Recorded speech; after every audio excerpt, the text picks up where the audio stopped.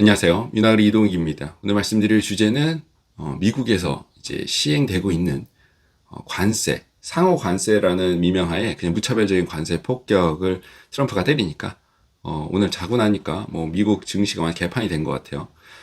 그걸 보면서 트럼프는 오늘 이제 기사에 좀 전 기사죠. 상호 관세 여파 미 주식시장 폭락에 예상됐던 것 이렇게 이제 담담한 척하는 거죠. 이걸 보면서 제가 든 생각이 이거 한국 의대 증원이랑 완전 똑같은데 약간 이런 생각이 드는 거예요. 뭐가 똑같냐? 사실 그 지금 상황이 어떻게 보면 지속 불가능하다고 트럼프는 생각을 했을 수도 있어요. 미국이 계속 이런 식으로 뭐 빚을 내서 재정을 지출하고 관세 너무 적자를 계속 봐주기도 어렵고 지속 어렵다라고 판단해서 뭔가 손을 써야 돼. 맞아. 그래서 너무 극단적인 정책을 펴는 거죠. 이 사람 나름대로 가치관은 다 다르기 때문에 옳다고 생각하는 길을 가는 겁니다. 그러면 우리나라 의대 증원도 똑같아요. 건보 재정이 이대로는 지속 불가능해. 3년 있으면 2년 있으면 빵꾸 앵꼬 나니까 이대로는 불가능해 해서 하는데 너무 급진적을 하니까 그냥 개판으로 붕괴를 해버리는 거고 지금 트럼프도 마찬가지야. 왜 그럴까? 임기가 제한이 돼 있거든. 그러니까 빨리빨리 파워 있을 때 빨리빨리 쳐내야 돼. 빨리빨리 해야 된다. 근데 너무 조급함이 완전히 이제 역효과를 불러올 수 있다는 거죠. 근데 좀 차이점은 의대 증원은 진짜로 덮어놓고 대화하자 하면서 회의비만 받고 박미수 차관 뭐 등등 아무것도 안 하고 백차 회의하고 앉아서 매일 브리핑에서 회의만 하자라고 하고 실제 한 거 아무것도 없고 그냥 의료를 말 그대로 붕괴를 시키는 거죠. 초고속 붕괴. 그런 다음에 민영화로 가자. 약간 이런 느낌으로 가는 거고. 트럼프는 이 사람은 진짜 협상가이기 때문에 협상을 어느 정도 할 수도 있다고 생각을 해요. 근데 이제 협상이 아니라 약간 굴욕적인 굴종을 해라. 약간 이런 느낌일 텐데, 뭐 알 수 없는 거죠. 근데 과연 그거를 이제 한국민들은 그 의료 붕괴 과정을 잘 버티고 민영화까지 잘 이제 가고 있는 것 같은데, 물론 이제 공공의료랑 민영화 투트랙인 거죠. 근데 미국민들은 그 퇴직자연금 등등에 연관돼 있는 그 주가 폭락을 견딜 수 있을지 잘 모르겠어요. 제가 봤을 때 뭐 최상목 전 권한대행 우리나라 경제수장이죠. 기재부 장관이 미국채를 이제 쥐고 있는 걸 보면 어느 정도까지는 주식 폭락을 다들 예견하고 있다라고 하지 않을까. 뭐 저는 잘 모르는데 잘 모르죠. 근데 원래 제 유튜브 채널이 예전에 보시면 알겠지만 의대증원이라는 이제 이슈가 터지기 전부터 제가 생각하는 걸 그냥 계속 얘기를 하고 있어요. 그래서 뭐 2년 후, 2년 뒤, 3년 뒤에 맞추는 뭐 그런 영상들을 저는 사실 꿈꾸고 있기 때문에 그런 게 재밌죠, 사실. 그런 뉴스들에 대해서 조금 해볼게요. 사람들이 이제 뭐 오늘 탄핵에 대해서 말과 하고 말이 많죠. 제가 봤을 때는 수싸움을 보면 좋겠다라는 얘기도 있겠지만 보기 어려워요. 왜냐하면 지금 이제 판사분들이 헌법재판관도 판사 출신이잖아요, 다. 이제 수를 볼 수 있을 만큼 이 스탠스가 딱딱 이제 예측 가능한 범위를 넘어갔습니다. 1심이랑 2심이 누가 맞느냐에 따라서 사람이 바뀌면 바로 무죄가 유죄되고 유죄가 무죄되고 있는 판이기 때문에 판사 스스로 본인들의 직업적 미래를 불태우고 있는 거예요, 그냥. 이거는 가치관에 따른 거지 가치에 대한 그 공정함에 대한 문제가 아니거든요, 지금 상황에서는. 그러니까 뭐 탄핵이 기각이 될 가능성도 있고 인용이 될 가능성도 있지만 확실한 거는 판사들 본인들이 불확실성을 굉장히 키운 판이기 때문에 나라가 한동안 굉장히 혼란 속으로 빠져들 가능성이 매우 높다. 그 책임은 오롯이 사법부가 제가 봤을 땐 질 가능성이 많다. 본인들이 그렇게 했어. 판을 키운 거지. 불쏘시개를 계속 넣으면서 유전무죄, 무전유죄, 뭐 아니면 판사 성향에 따라 판결이 진짜 드라마틱하게 뭐 가명 이런 것도 아니야.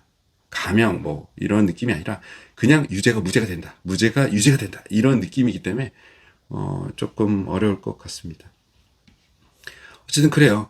제가 그냥 최근에 드는 제가 경제학이 아니기 때문에 제가 최근에 드는 그 생각들을 그냥 쭉 얘기할게요. 편을 잘라서 얘기하면 제 무식이 뽀록날 수 있으니까 제가 보는 현 시국. 저는 최근에 이 혼란 속에서 한국은행이 기사를 보면 CBDC라고 해서 전자화폐를 발행할 그 4월 1일부터 이제 실험 프로젝트를 하는 거죠. 뭐 프로젝트 한가인가 뭐 그런데 그거는 제가 봤을 때는 그게 만약에 성공을 한다면 사실상 전자화폐로 넘어가고 있기 때문에 저는 이미 우리가 사실은 전자화폐라는 시스템에 살고 있다고 생각해요. 저는 지갑 안 갖고 다니거든요. 휴대폰 하나 갖고 다니는데 중국은 더 빨리 그랬고 어, 이게 진짜 CBDC라는 제 옛날 지인들에게는 옛날부터 얘기했어요. 사실 제가 지금 얘기하는 것들을 나는 이렇게 생각한다. 어떻게 생각하냐? 화폐 개혁이 일어날 거다. 사실상 화폐 개혁이거든요. 화폐가 바뀌어. 그러면 어떻게 되냐? 사실 현재 문제가 되고 있는 부채 문제. 꼭 부채가 개인 부채, 뭐 기업 부채 이런 문제가 아니라 국민연금도 부채고 건강보험도 부채고 다 부채야 그냥 사학연금부터 이제 다 망했어.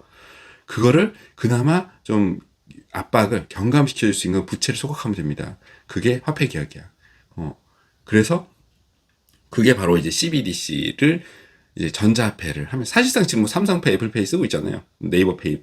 그게 이미 실물 화폐는 필요 없는 거고. 그거를 한번 화폐 개혁을 이 혼란한 사회 시국 속에서 자연스럽게 지금 한국은행이 시도하고 있다. 그러면서 국민연금이나 건강보험, 사학연금 등등, 군연금 등등에 대한 프레셔를 좀 경감시켜줄 분명히 효과도 있겠지만 분명히 그 블랙머니들이 쏟아져 나오면서 아마 지금 강남에 뭐 100억, 200억짜리 아파트들이 그냥 무차별적으로 계약이 되고 있는 게 단순히 뭐 화폐가 많이 풀려서 뭐 그럴 수 있죠. 근데 최근 들어 갑자기 이런 게 된다? 뭐 분명히 화폐 개혁에 조금 대응하는 블랙마켓, 블랙머니들 뭐 가능성에 대한 가설도 제기할 수 있는 거죠. 어쨌든 뭐 그렇고 또 다른 게 또 뭐가 있을까? 제가 컨디션이 너무 안 좋아가지고 며칠 유튜브를 쉬었다가 머릿속에서 막 떠오르는 것들. 그리고 이거는 진짜 다른 얘기인데 이건 저는 주식 투자 안 합니다. 오늘 아침에 일어나니까 나스닥 뭐 대폭락하고 있는데 성격적으로 주식 투자 이런 걸 안 해요. 그래서 오히려 이제 내 본업을 진짜 끝장까지 가고 싶다 해가지고 지금 그렇게 하고 있는 거고 대신에 이런 거 하잖아요. 그 끼를 발산을 못하니까 투자를 하면 내 인생이 약간 말리니까 성격적으로 그게 이제 엄청 옵세시브해지는 거죠. 재미인 거지. 금액이 문제가 아니라 재미적으로. 비트코인에 대한 얘기도 조금 해드리면 아마 의대생이나 젊은 의사분들도 투자 많이 할 거예요. 시간이 많으면 어쩔 수 없거든. 나는 일부러 시간을 없애는 거고 그런 게 싫으니까. 비트코인이 저는 투자를 안 하는데 역시 재미있는 거는 마이크로 스트래티지라고 하죠. 지금은 스트래티지라고 하는데 그거 약간 재밌더라고요. 왜? 약간 펀지 사기급으로 가고 있는 거예요. 마이크로 스트래티지라는 회사, 그냥 스트래티지라고 할게요. 그 회사가 빚을 얻어서 상장을 시키고 그 돈으로 비트코인을 사. 제일 많이 사. 계속 사. 근데 생각보다 그 스트래티지의 평단가가 굉장히 높은 거예요.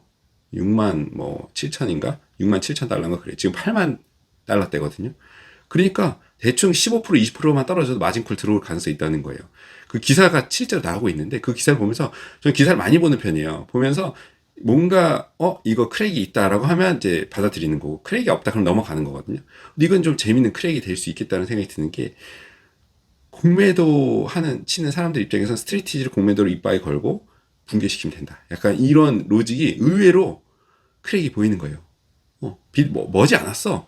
그리고 이렇게 주식시장이 트럼프가 상호관세 똥볼을 딱 날려버리고 말려버리면 뭐 이걸로 해서 미국 국채를 팔아야 된다. 뭐 맞죠.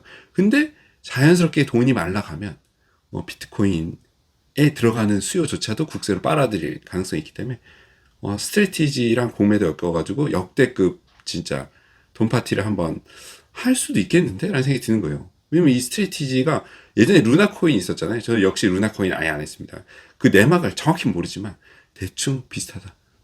빚으로 돌리는 우리나라 국민연금 건강보험이랑 다 결을 같이 한다. 비트코인도 어느 순간 처음엔 안 그랬겠지만 스트래티지가 이 판을 키우면서 최근 뭐 3월 31일자 기사 보니까 또 엄청 샀더라고요. 엄청 높은 평단가에.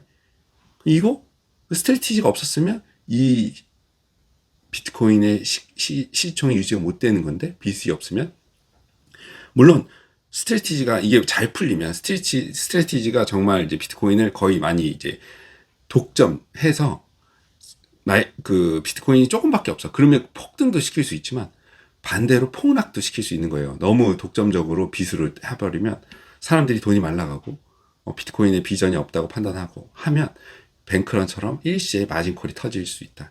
그게 제가 봤을 때 스트레티지 공매도랑 비트코인은 거의 이제 공동 운명체처럼 엮이는 거다.